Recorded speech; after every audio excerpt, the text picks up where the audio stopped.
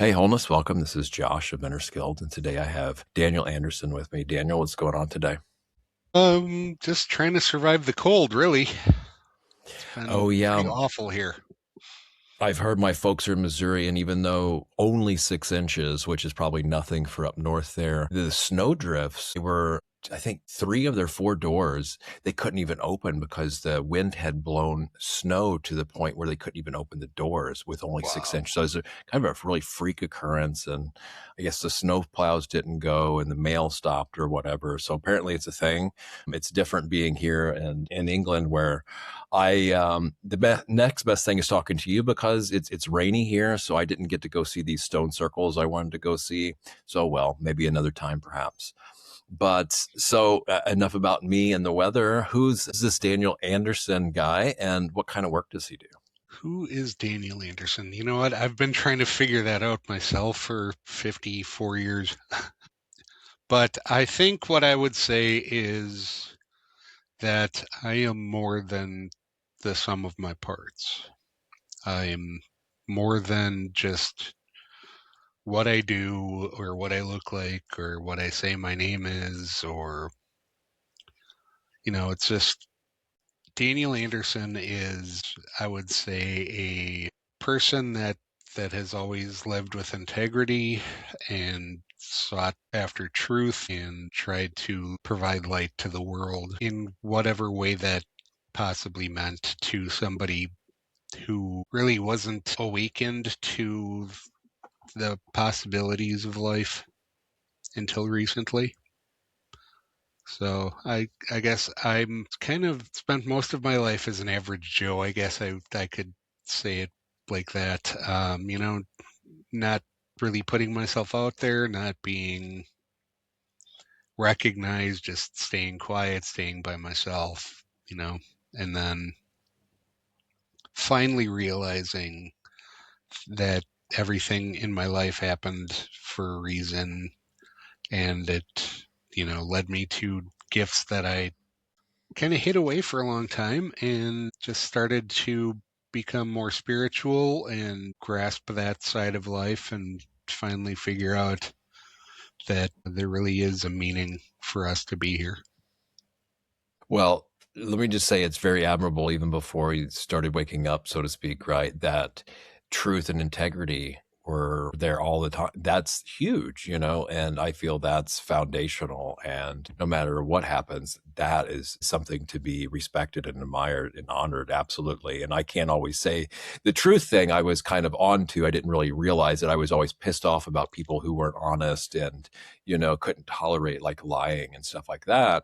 That I was okay with, but the integrity, I feel I fell short of that, but didn't really realize the importance of it. I mean, I kept my word and things like that, but as far as my character and behavior, not so respectable, not so honorable, so that I totally admire. I mean, that to me is worthy of honor and respect and admiration. So salute you, so to speak, on that. So yeah, now this notion of hiding away and kind of maybe there's an inferiority a little bit, and I feel that's a common thing amongst certain spiritual people. And then also, like, a lot of the spiritual path is designed to, cut away the ego. But there's a lot of people on the other end, right? That little me, and I'm, kind of I'm not good enough, or so. I don't know if it's that's what you're saying here, but it's unfortunately it's common too, and then we have the comparison conceit, like, oh, I'm just as good as that guy, right?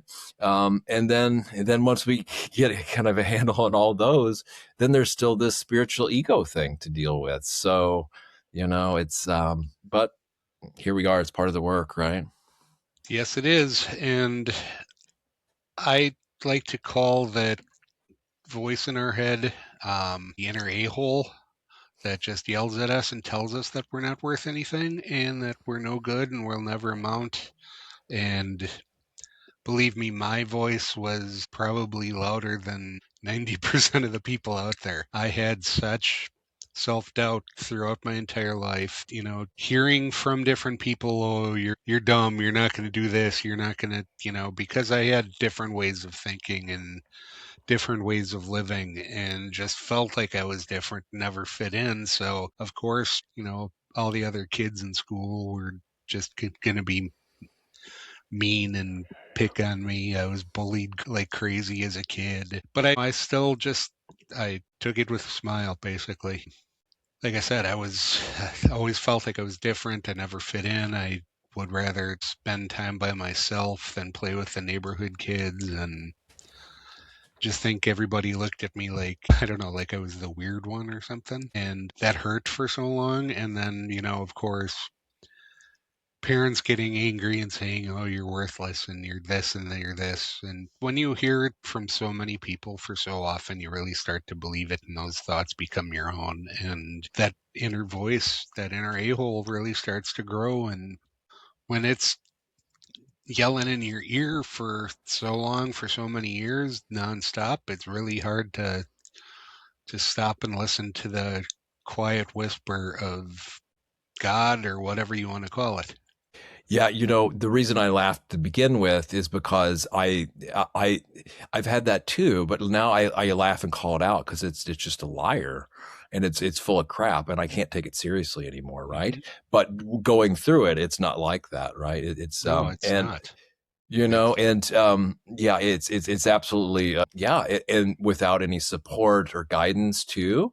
If people keep telling us the same thing, it's really easy to start believing that crap. hmm And unfortunately for me, yeah, I didn't fit in, and I felt like an outcast amongst outcasts. Not that we're comparing war stories here. It's just, but I fell in with the wrong crowd, right? In a way, it sucks, and there's to be isolated and or alone, and but I follow Buddhist teachings and wisdom, and one of the things it said is like, if you don't associate with fools, and if there's no wise people around to associate with, we're better off alone. I know it sucks, but actually I respect that too, because that is actually very wise, where I just went along, got in with, I mean, fundamentally okay people, but they're, not the best admirable behavior, and getting in trouble, doing stupid things, right? And yeah, and you just being a dumb kid, and learn the hard way, so to speak, and kind of rock bottom to come on the path. So another thing, yeah, it sucks and it's not pleasant, but again, I totally admire that the wherewithal and the wisdom you had to be on your own and not associate with fools. Like, I can't say that about myself. So I appreciate that as well. It's no fun. I get it. But just because I was quote unquote having fun, looking back at that, it's just so embarrassing. But anyway, Yeah, yeah. I definitely cannot say I did not associate with fools, because my friends were the ones that I did hang out with. We were a foolish bunch. I spent most of my junior year of high school getting drunk every weekend just because I had a big group of people to hang out with, and that's what we did. So, yeah, I can't say I'm squeaky clean. I've Yeah. made more than my share of mistakes. I did the stupid kid things, and I settled for relationships that I should never have. I settled for jobs that I should never have, but I just was so deeply stuck in survival mode that, woman that I ended up marrying years and years ago kind of was a hypothetical would you marry me question, or what would you say if I asked you, and she said yes, and I didn't know how to get out of it, so I went through with it and stayed with her for 8 years. Well, we did have a wonderful son together. After we got divorced, it was hell. I mean, it was beyond the seventh level of hell, to be honest, with the things that she put me through. And, there was a point in my life where, after all the things that she did to me and said to me and accused me of and everything like that, uh, and then another woman that I was with, she lied to me about working and just spent all her rent money on booze. So, and when both those women left me, they left me with a note, which is great. They wait until you're really busy and you're gone, and then they leave a note and take all their take all their stuff. Except my ex-wife, she took my 3-year-old kid with her when she left. And so, yeah, life has been really hard. I did have a point where I was feeling like I was at the end and really considered suicide because I had lost another job that I hated anyway, but needed the money. Like I said, that woman, she left me with an empty apartment and a note and no rent money. I, jobless, relationshipless. My ex-wife took my son from me for not being able to pay child support for the 12,000th time. So childless, and then all of a sudden homeless because I was being evicted because I didn't have the rent money. So I went from all that to just being overwhelmingly devastated by everything and just breaking down in tears, and was like, that's when that voice really started screaming really loud. All right, well, this is it. You're done. You proved everybody right. You aren't worth a goddamn thing. So might as well end it. And I was sitting there in tears, figuring out how I was going to do it. And I literally felt an unseen hand on my shoulder, an overwhelming sense of calm, and a voice say, you need to snap out of this because things are going to be better and you are here for a reason, so don't give up. And just like that, that calming reassurance came over me, and I never thought about ending my life or, unlifing myself one bit ever since then. And so I ended up living with a friend of mine for a few months, and then found a job finally that I really enjoyed. And then it all led me to meeting the woman that I'm married to now, who's been the light of my life and a big reason why I am where I am now.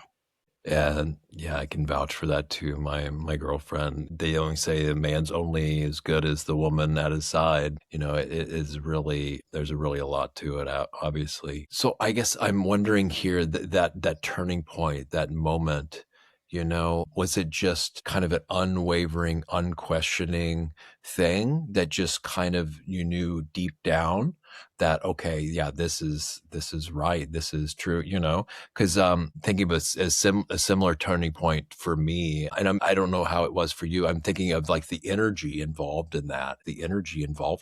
Can you talk a little bit more about that moment? Because it's I hear similar type things in similar situations. Each has a little bit of a nuance, and it's a really big, huge, pivotal, profound moment. Yeah, so the experience that I had where um, I was so depressed and I was really literally at the end of my rope, it seemed like where I was sitting, I know I was in my living room, but it felt like I was in the middle of a hurricane. Just darkness.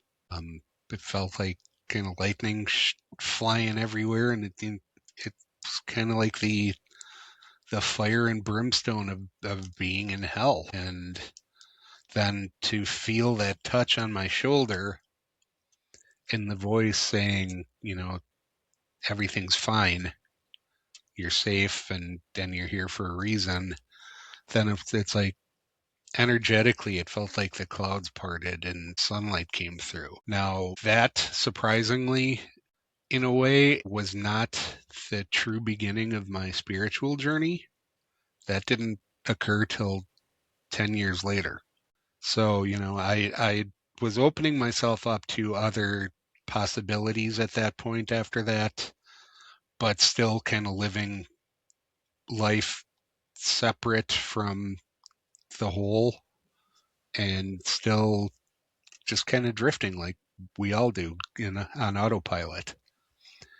And it wasn't until 2022 that, funny enough, I, was doing paranormal investigating as a hobby.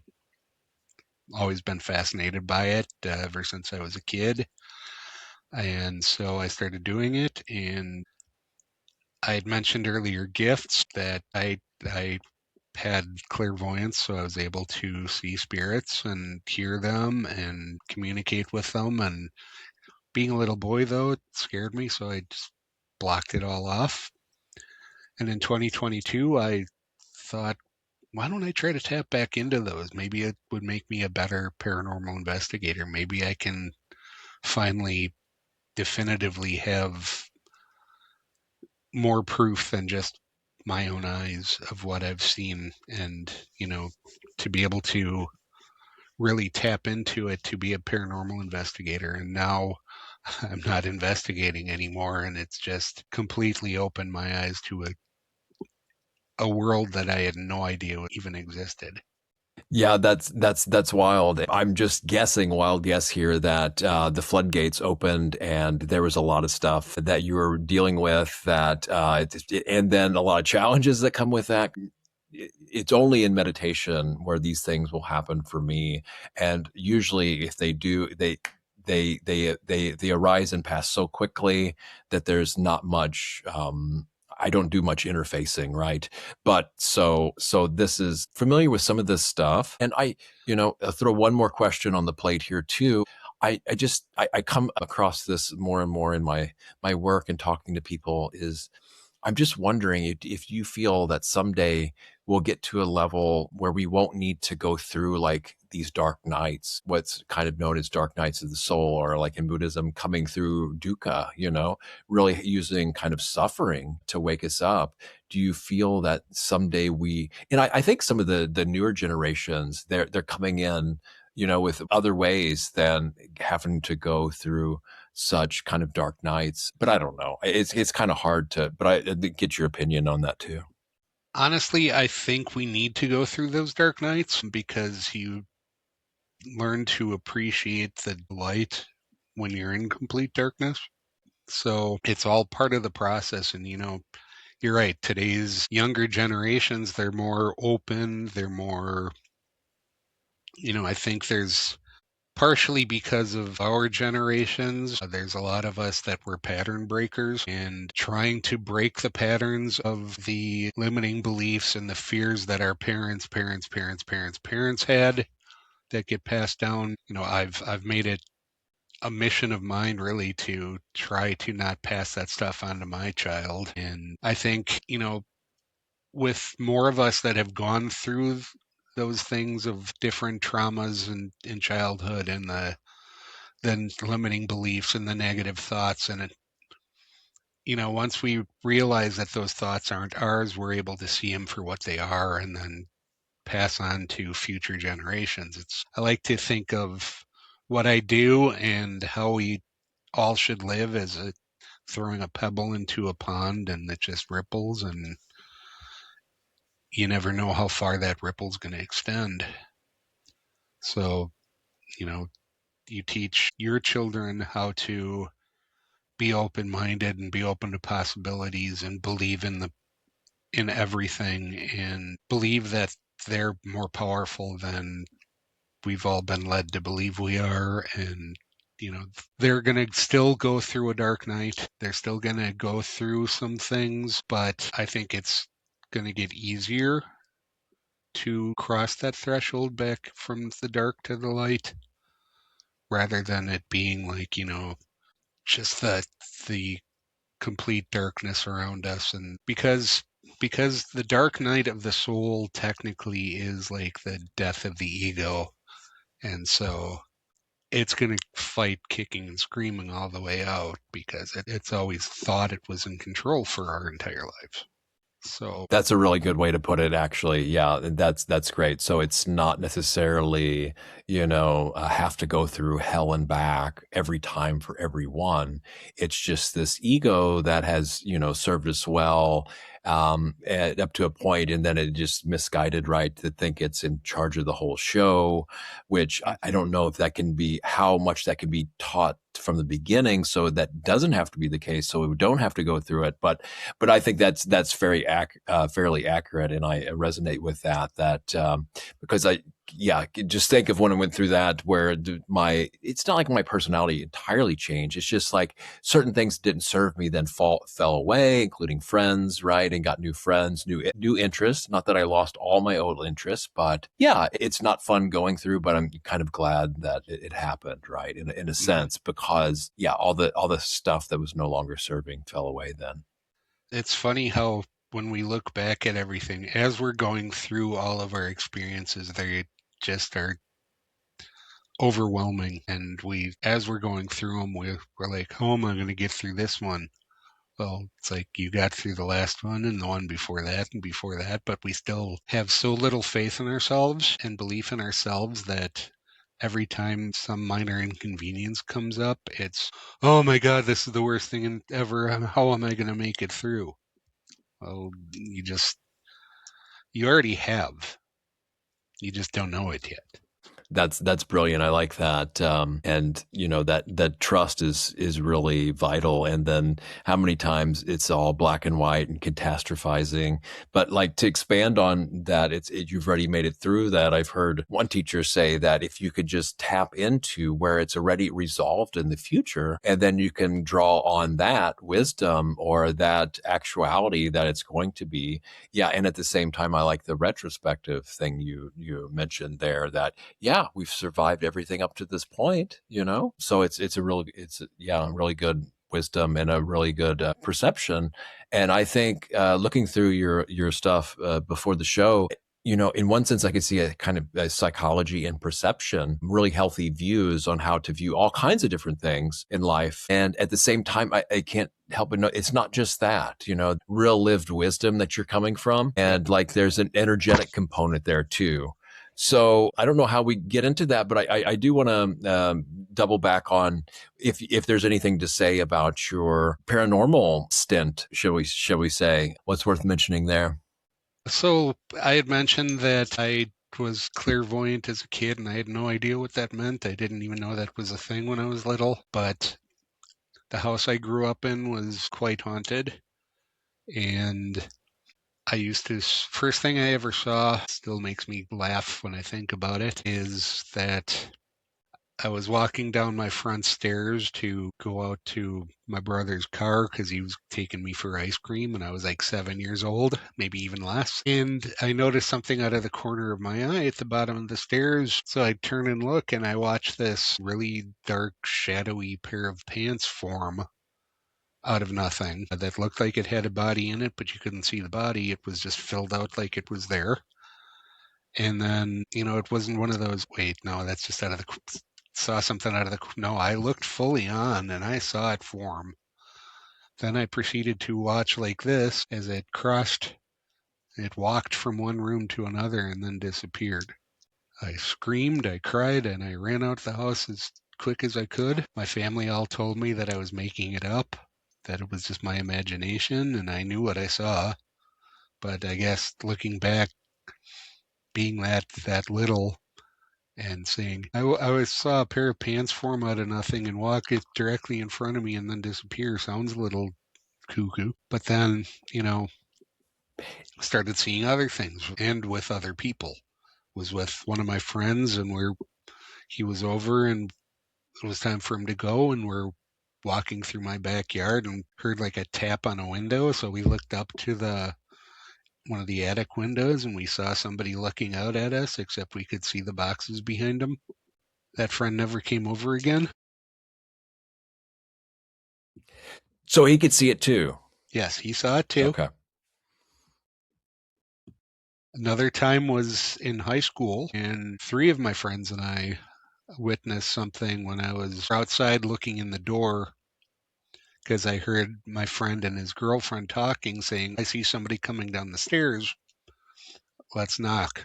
And I wasn't home yet. I was picking up a friend. And as I was walking up the sidewalk, I heard her say that. I'm like, my parents are 3 hours away and I'm the only one here.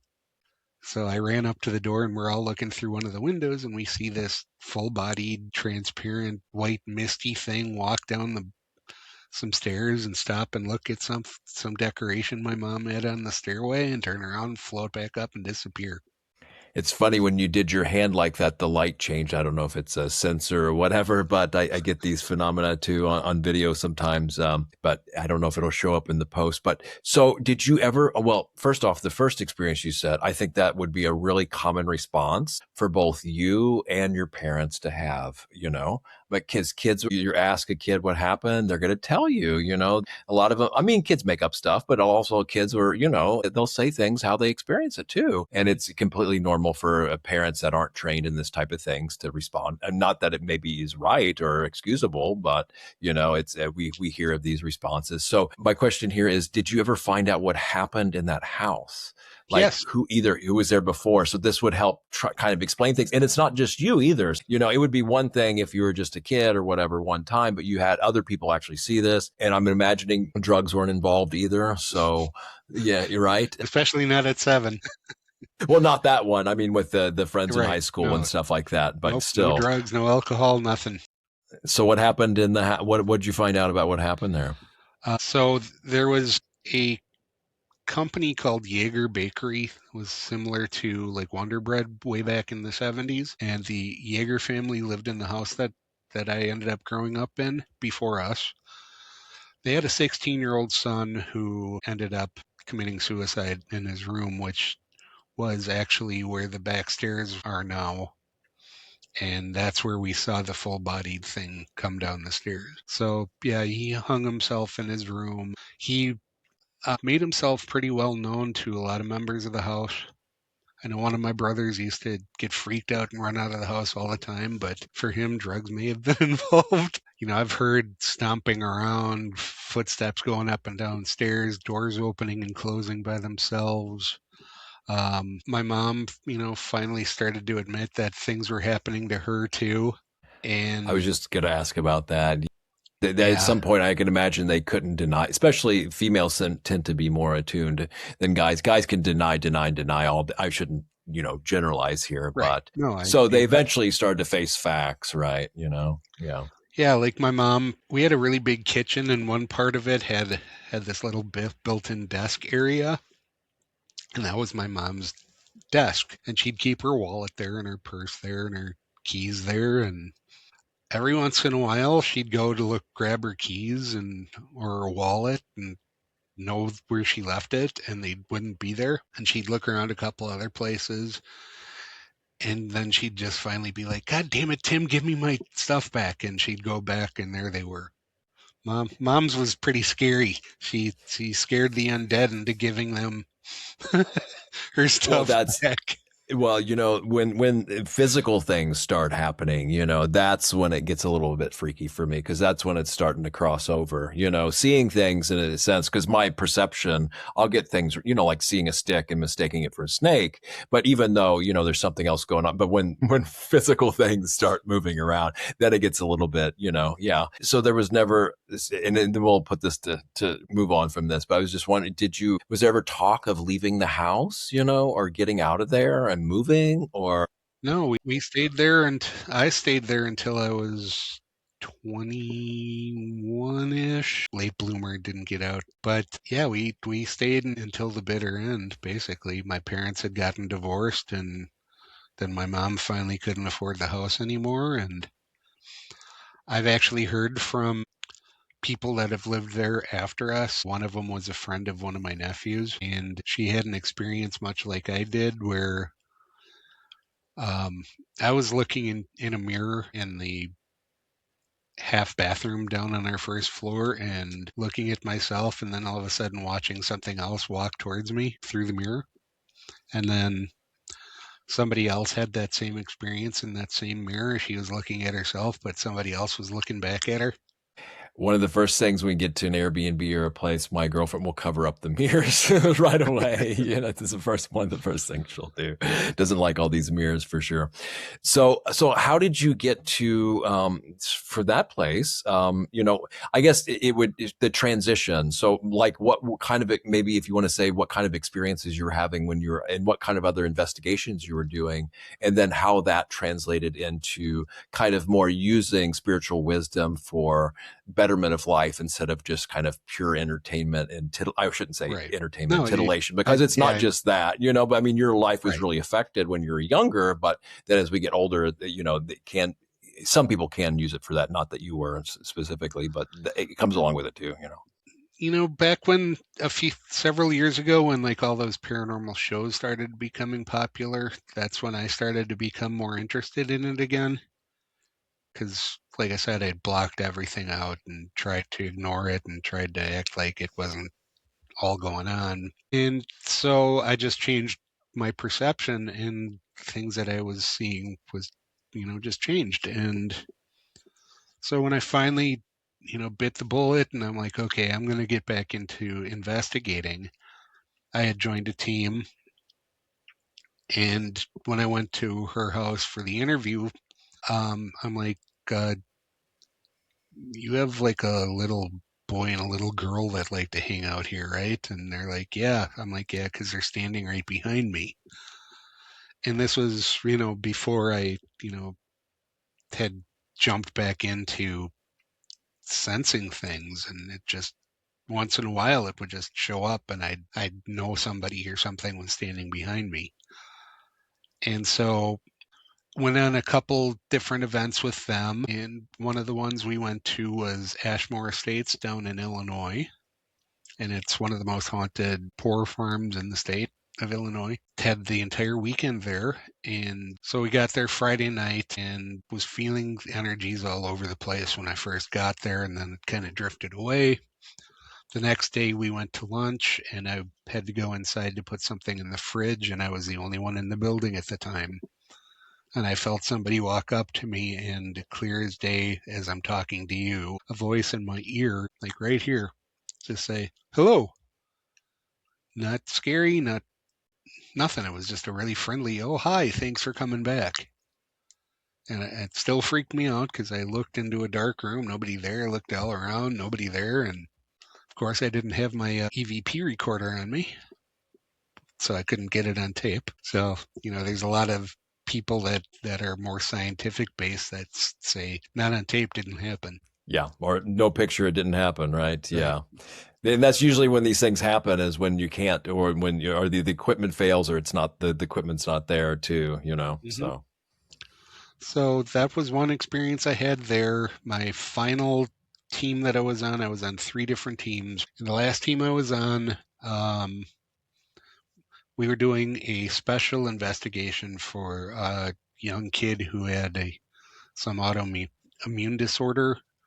And so it was him, his parents, and his little sister, and they all we're all really interested in the paranormal. So we gave them a special tour of a historical museum that was supposedly haunted. So we're all sitting in separate rooms in this main part of the museum. There was this museum building that had like all sorts of different artifacts and things in it, and then 2 separate houses on the grounds that were known to be haunted. And people always said, well, not much happens in this main museum, but I was sitting in there and I, still wasn't fully tapped into everything. But I was sitting in the dark, had my eyes closed, and just kind of fell into a trance almost. And all of a sudden, forcefully got shoved off the bench I was sitting on and finally got my footing about 20 feet away. That's wild. Yeah. I was going to ask you, what do you think would happen when the pants you saw manifest if you would have put your hand in it? I mean, I'm trying to think of some of the spiritualist stories I heard from way back where there's ectoplasm involved. Like, so what do you attribute the pushing to? Do you think did you get to see what did that, or I what had would no you, idea what it eh, was. I just felt yeah, this powerful just felt force this? Okay. hit me in the back, and it was Mm. scary because it was less than a year since I had back surgery, so that made it even worse. So I just felt this massive shove, and it felt like I was falling, but I was on my feet, and I just stumble, and I finally landed at a table and was able to stop myself from going any further. Like I was almost into the room where the family was sitting. Wow. So I'm just wondering now, like, if there's ghosts that, like, the reason they're not sighted so much is, what if they're trying to be extra careful to not be detected during around things? I've heard some things like there'll be actually physical objects that they're so attached to that they don't want to leave this realm because they're so clinging on to certain types of objects too. And so that's why we say certain objects can be haunted as well. And Yeah. I want to know, how did you respond to these things? I mean, like internally, was there a sense of like, I want to get back at this, what's going on? It made you angry, or I don't take you to be like that, but like, what were you kind of thinking and feeling when you have these kind of interfaces? And then, I mean, have you ever had any more serious trouble where you said, okay, I'm done with this, or I need to approach this a different way? Or like, how did your relationship evolve kind of to more where it is today with spirits? And do you seek them out actively, or do they come to you without you wanting them to? Or how do you interface and work with this today? So how I work with it today is, in my journey, I figured out that I'm actually a medium and do have communication with spirits. And so what I started using was one of my trusty pendulums and a divination board. This one has all sorts of different guides and tells you who you might be communicating with. It's got numbers, the alphabet. And so with these, I can use my pendulum and actually like have full-on conversations. And I've done this now for a little over 2 years, and sometimes hours at a time, and just be so deep into communication with spirit guides and angels and some of my deceased relatives, and then doing things for other people. And just figured, a lot of people who are mediums, they just are able to channel, just boom, and then they're being talked to. Me, with my squirrel brain that I've got, I guess I need to use the tool to really focus and fully shut up everything else that's going through my brain at 1,000 miles a second. And uh, so last couple of years, like I said, I've been just learning more about myself, what we as humans are, that we aren't just human beings, but we are a connection of and an extension of source. Our true part of us is the soul. And people that don't believe in spirits and don't believe that things are all around us, I liken that to taking a spoonful of water out of the ocean and saying there's no sharks in there because they can't see it in that spoon. And it's like saying that, or air doesn't exist even though we breathe it in 10 billion times a day because we can't Or how see many it. microbes are all over our body, healthy microbes too in our gut that are like symbiotic as well. Yep, I'm not saying that spirits necessarily are, but yeah, there's so much things that we're just not aware. I mean, like in Wi-Fi, that's another good one. Just because we can't see it doesn't mean it's not there and working. exactly. And there are so many different, our field of vision is so restricted, and there's so many other light waves and all that other scientific stuff. And who's to say what's there or what's not? Like right now, I can tell you my dad and grandpa are behind me, and we all have a team of spirits that are always around us. And because of who we really are as extension of, the creator, the source, God, the universe, um, all it takes is, you have to believe it. And once you start believing it, then you'll become noticeably better and become, something more real and tangible. My purpose, a few years ago, they said your purpose in this world is to become a coach, become a life coach. And first I was like, what in the hell is a life coach? I had no idea, much less know how to start a life coaching business. But I've just felt like it was a message from spirit. It was something that I have to do. So I was just kind of like, oh, okay, who am I to question? And so my company was born, and I'm still working on it, still trying to figure everything out with it, obviously. And, I originally thought like a life coach was somebody wearing one of these headsets up on stage, spewing generic advice and quotables. And I knew that's what I didn't want to be. And so, first I was a life coach, and then I'm like, okay, I'll be a life purpose coach. Well, then who's my ideal client? Well, I am, but who am I? And it's just completely evolved so many different times up until now that I'm a highly sensitive person. I'm a medium. I'm an empath who absorbs energies from the environment and everybody around me, sometimes good, sometimes bad. And I had never really realized that I was doing it, and never realized how much harm it was doing from not protecting my energy. And so I've decided to focus more on that. I aim to help the people that are empaths, or highly sensitive people, the ones that know something's going on but don't have the words to put it in. They're aware of their spiritualist side and just need a little guidance from somebody who's been there, and to finally find the absolute deepest root cause of pretty much everything that we go through that causes us to live with limits.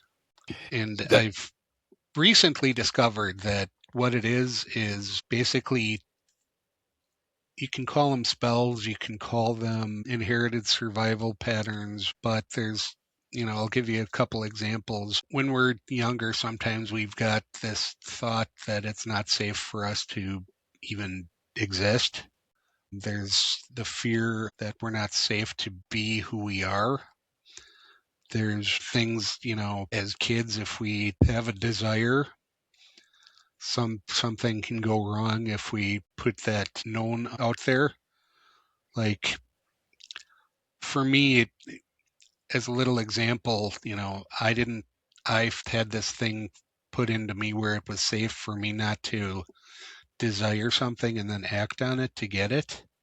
And what I did was, wrong, but I would take a couple dollars here and there from one of my brother's change jars to go get candy from the pharmacy, as any little kid would do. And the punishment for it far outweighed the crime. Uh, so you kind of start to build that mental thing. If I do this to get this, this is going to be what happens. And yeah, I guess it should be looked at as, okay, well, I took some money that didn't belong to me, but $2 didn't warrant getting beaten up by my brother and then physically abused for quite a long time by my parents. And that's what happened to me. And that starts to, that one deep-seated root leads to, I don't deserve this. I shouldn't desire to have anything. It's better to not show up in life. It's better not to be authentic to who we are. And it all comes from one of those 5 survival patterns that we have. Not safe to be, not safe to be me, not safe to desire, not safe to act on our desires. So, Yeah, this is a tough one.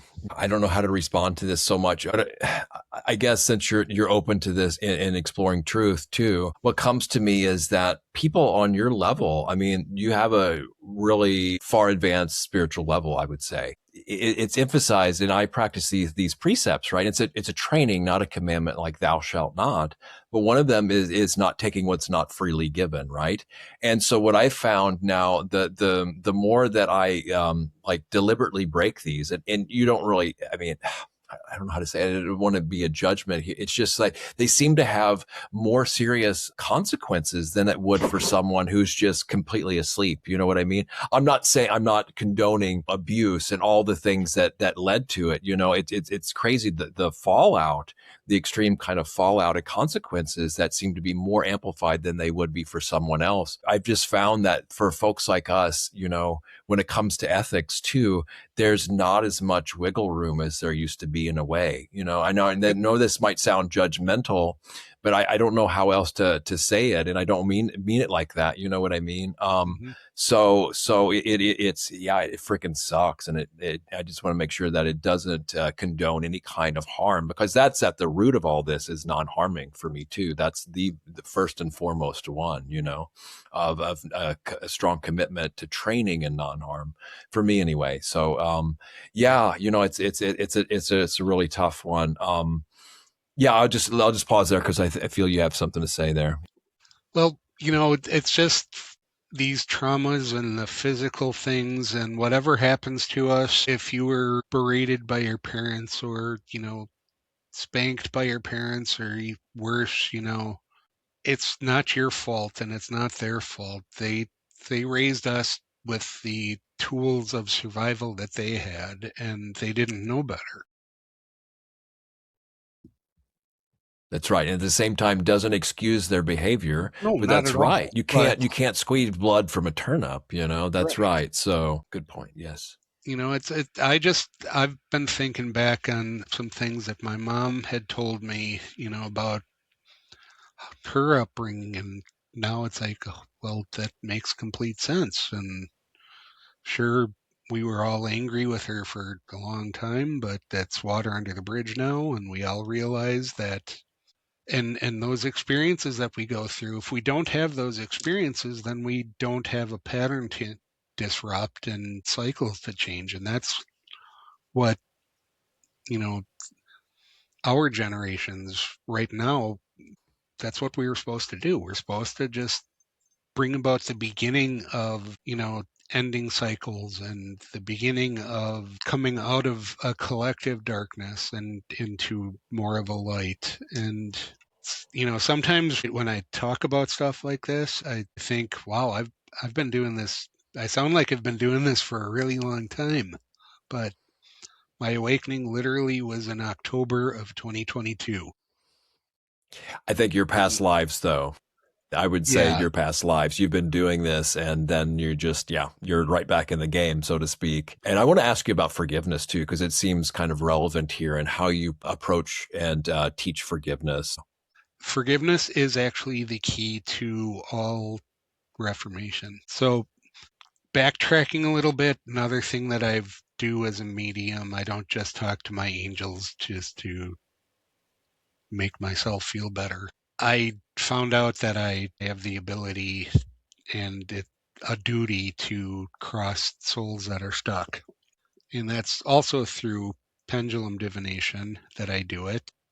As I've been doing it more and more because, more and more people are behind me raising their hand like, help me, I'm next. Um, then I've learned that the ones that at least come to me are ones that have held deep seated grudges and have serious pains put upon them and that cause them to end their life, or they were killed in an accident or murdered, or all these different things that are all horrible in their own right, but they all hold some sort of a grudge either against themselves or whoever they felt did them wrong in their life, and those are the cords that keep them locked between the worlds. So I started teaching forgiveness, or you know preaching or practicing forgiveness with them, saying, okay, I acknowledge that you're here.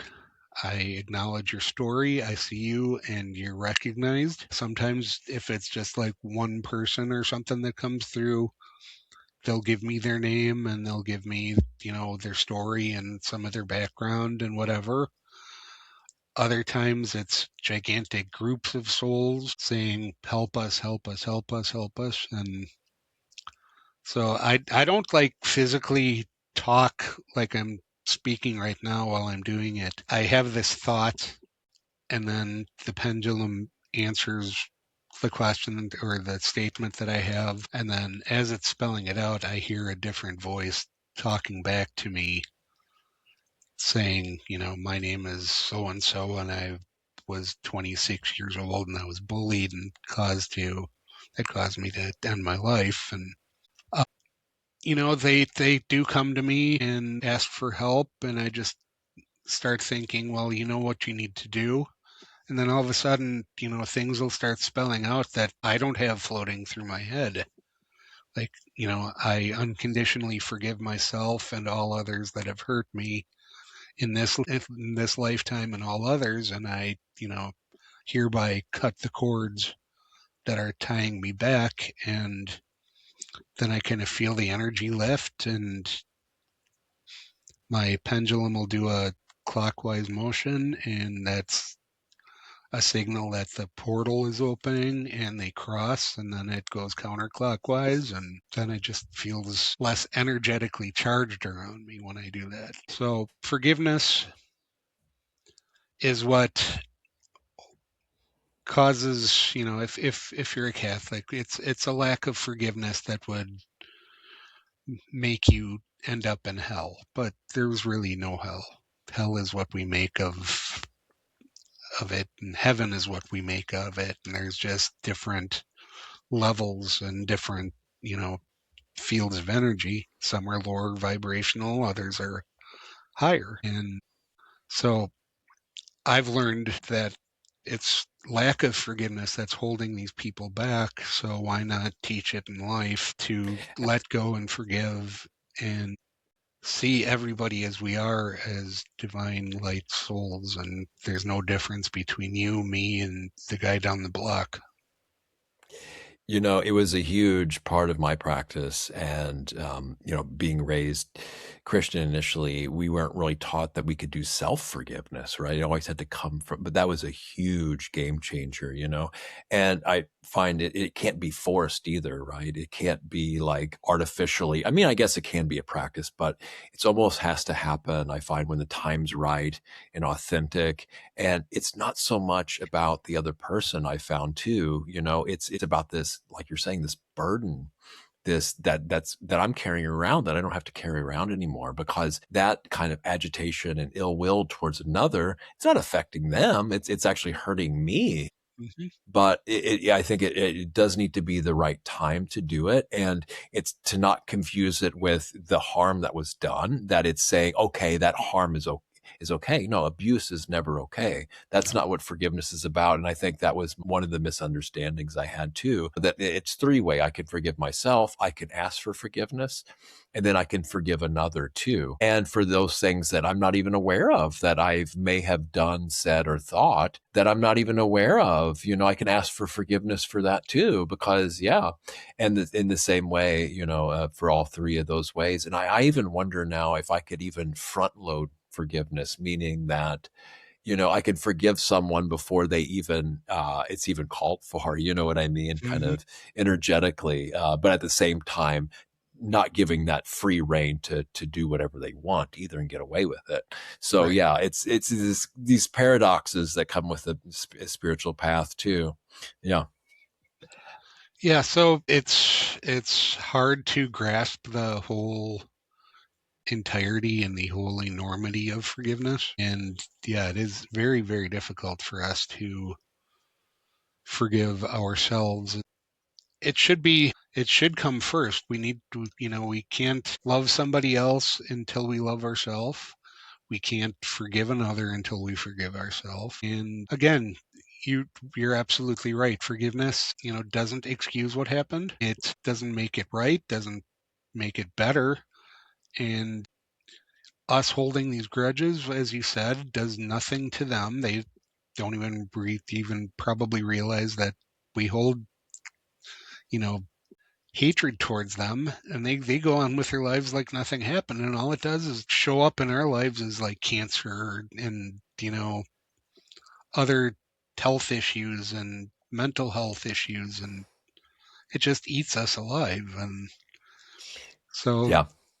you know, I I teach, you know, to work through whatever root causes there are, and to breathe through it and notice in the body where it hits. Breathe into that area and then say, I forgive myself unconditionally. And this is by personal practice too, because when I started doing that, 400-pound gorilla that was lifted off my chest was It's so huge, relieving. isn't it? Yeah, it is. It was one of the biggest accelerators for me and biggest immediate game changers, right? I mean, it's absolutely amazing how well it works, and the Christians get a bad name, I guess, in a lot of different areas, but that's one thing that I think that they've been onto fairly well. So yeah, what?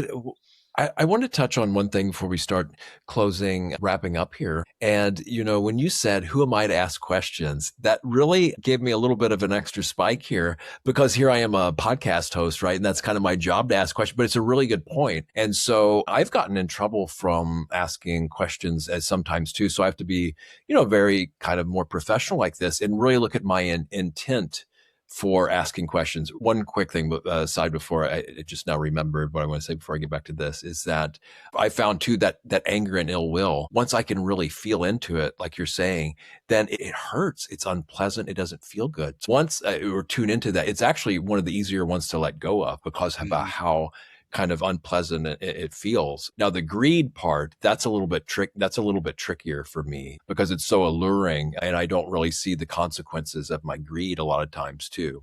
So, and then of course, like ignorance and delusion and not knowing, lack of knowledge, that's a tougher one too, because we don't know what we don't know, and wisdom is the antidote, and wisdom can overcome anything. Yep. That's so. That aside, so when you say about questions, I thought, yeah, well, yeah, I'm grateful for that you said that because I just take it for granted that I can just spout out questions and be okay with it, but you have to be really delicate with some people, especially those who aren't after truth, and my intentions as well, because I can think of where it comes into doubt there's a great doubt they call it in Zen where you're asking the huge mystery questions. That's great. But the small kind of doubt is like, I know it best and I'm going to show them and find out what so that's the not helpful thing. So the intentionality is really important behind our thoughts, speech, and action, because that's what kind of creates karma, this intentionality, because that's what I found. So yeah, so my intentions for asking questions, and a lot of times I'm not aware of the full extent of the intentions, but one thing I do have is like, it's like insatiable curiosity, but sometimes curiosity kills the cat, right? And sometimes I might push it too far, but other times it opens doors. And so, yeah, I appreciate you putting it that way, because it kind of flipped things for me a little bit and say, okay, I need to put like more contemplation and intentionality behind this, because instead of just kind of letting it go naturally. With that said, now I am really wondering here, and I asked this to some of my guests as well, is about discernment, right? So when we're dealing with spirits and stuff, I think it feels and it seems that it's of utmost important, because I've heard of these accounts where initially things will come in and they'll appear to be something they're not, right? Yep. And I like to get your take on discernment in these realms too, because we have a bunch of different trickster spirits. We have other that are, I think, skilled at cloaking themselves as a being of light, and they're actually not. Can you talk about, like, from personal experience, if you've had any instances like that, and how you deal with this, and how you kind of sharpen and develop discernment? Because there is so much deception, even just in our regular realm, going Yep. on, that it's just off the charts ridiculous. And some of it's so sophisticated too. I mean, we have the whole intelligence apparatus that gets paid to basically lie for a living. I would just maybe oversimplify it, So of course it starts with me for a very deep commitment to truth, Mhm. and but I have to be careful, because truth can destroy the world we used to live in too. So it has to be, for me, especially when spoken, it needs to be done with kindness. It has to be at the right time, not so harsh. It needs to, like, bring people together. And these are just standard tenets and practices from Buddha. And it has to be like helpful and necessary, and not just idle chatter, chit chat, I think too. So yeah, discernment. So my whole spirit communication, like I said, is with one of these. And I hold my hand perfectly straight, and normally it'll just stay, still.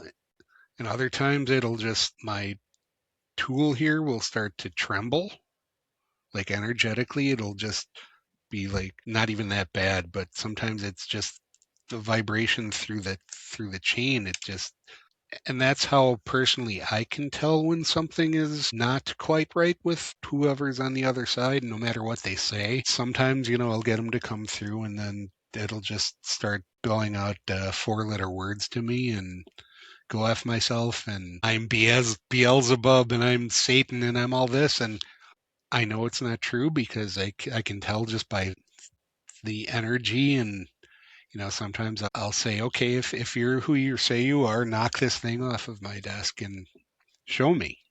And it'll ultimately come back and say no, or I can't. And I'm like, okay, well, and then it'll, start back with go F yourself and do this and just really nasty things. And when I was first starting to do that and encounter those, it would really make me mad. And I would say, no, you go F yourself, and get into an argument with whatever it was that I was talking to. And then I started thinking, okay, I'm just feeding into it and giving it power. So why, let's stop doing that. And now when I get something, say, F you, I say, well, okay, thanks. And I love you. Yeah, it's great, isn't it? That's right. Yeah. Yeah. So I repeat it over and over again. And funny enough, even like the worst of the worst that I've gotten come through, that I didn't feel like I could break, I just laid it heavy on love. And even then, after a while, they finally break down and say, like, help me let go of this hatred. And Yeah, it's a vibrational mismatch, isn't it? They mhm, can't. Yeah, it's an energetic game almost, so to speak, right? And yep, love always wins in a way, you know? So, yeah, it is so super powerful. And people don't, I think some people don't realize how powerful love actually is. Yeah. Could you love give me a is crash? sorry, Go ahead. Sure. love is actually the most powerful energy in the universe. It's crazy. And then I was going to get into this thing that, that some of these old left hand spiritual things, but I won't go into that now because it's not, I mean, they do acknowledge that, but there's something else, that's more. So anyway, I just leave that aside right now. I want to give me a crash course because I haven't used pendulums. I know people kind of swear by them. I don't want to, that's not the right way to put it, but that's what came to me to say. Is it just vibrational? Like, how do you explain it, how it works, I guess? Yeah.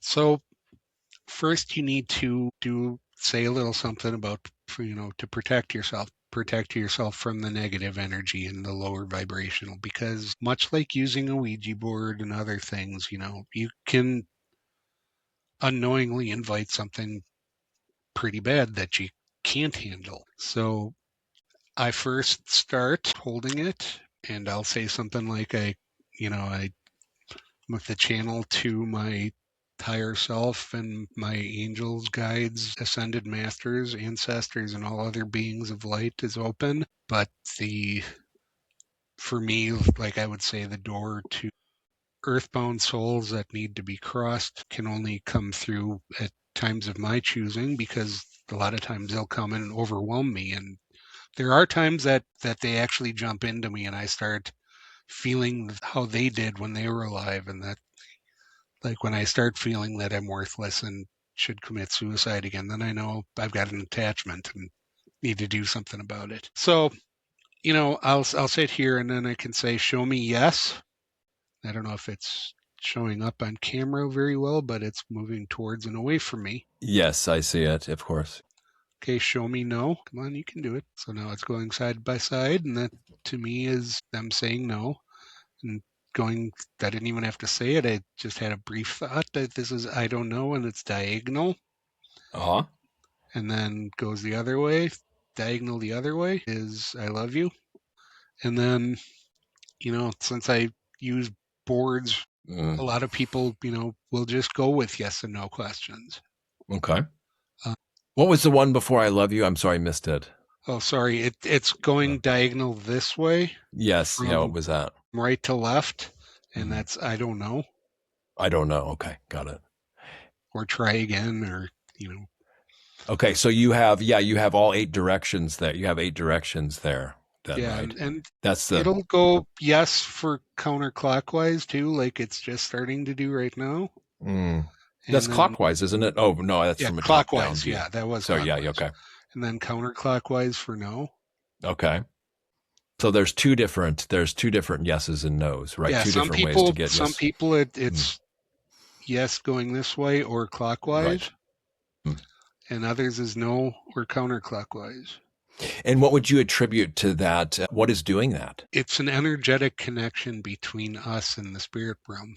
I mean, Oh. I can say that it could be a subconscious thing until the Mm-hmm. times that I actually feel like something is pulling on the other end of this Mm-hmm. thing and pointing directly to letters like Right, it's right. being. Well, no, I was watching your hand and it didn't look like you're moving your hand up here, you know? Yeah, and And, and I'll say once in a mm-hmm. while, like Mm-hmm. if I'm really having some intense connection, all of a sudden, Mm-hmm. uncontrolled, my hand will do that. Sure. But it actually kind of feels like somebody's doing that to me. Mm-hmm. So, there's people that say, oh, it's all, it has something to do with muscle twitches that we don't even realize happen and this and Mm-hmm. that. But when you have different boards, I have this one, I have another one here, and when it goes to give me a message and it'll say like good morning, Daniel, and it'll spell that out. And God Wow. bless you. How are little microscopic muscle movements going to make it go Well, like yeah. this? That's pretty wild. Yeah. And have you ever done, I'm sorry, just my scientific mind too here. Yeah. Will it work blindfolded, do you think? Do you have people tried this blindfold and had an observer or a video? And I'm wondering if it will work with that or it has to be kind of in full awareness. And also, what is it called? Telekinesis, that some people can move things and I don't, yeah. So yeah, I think there's all kinds of different possible explanations, but the kind of the proofs in the pudding, I would think, of the results that are got. So in some sense, it doesn't really matter how it's happening, Yeah. as long as the person has integrity, truth, goodness, and then the results are helpful. I would find. Hmm. Now that's just on a surface level. I don't have the amount of wisdom and sight to really look deeply into what's going on and use and kind of have more of a discernment and conclusion on this because it's very mysterious to me. So that's just my initial take on it. That's not a definitive, conclusive statement by me because I don't know. No, I know what you mean. It's still mind-boggling to me. Well, yeah, I've got several notebooks filled with different stories of beings that needed to be crossed. I've got, you know, a book of wisdom from angels and, it's just different messages from like my father who passed away just almost a year ago. Just all these different things. Like I make think, then I keep thinking, well, this all just. Do I need to be put in a straitjacket and locked into a yeah. padded room, or Now you you've know? got you've got a business. As long as you make a business out of it, they can't. So it's only when you're not money's involved that you're crazy, right? So, Yeah. So well, Daniel, yeah. that's really cool. Yeah, Um, I do teach divination. I'm going to actually be starting some online courses or like live Zoom classes for it sure. coming up, hopefully in the near future. But really, the heart of my work is to just teach people that in order to have a satisfying life outside of us, we have to tap into the truth inside of us. And so I've got a guided journey that I work with people on, inner truth, outer satisfaction.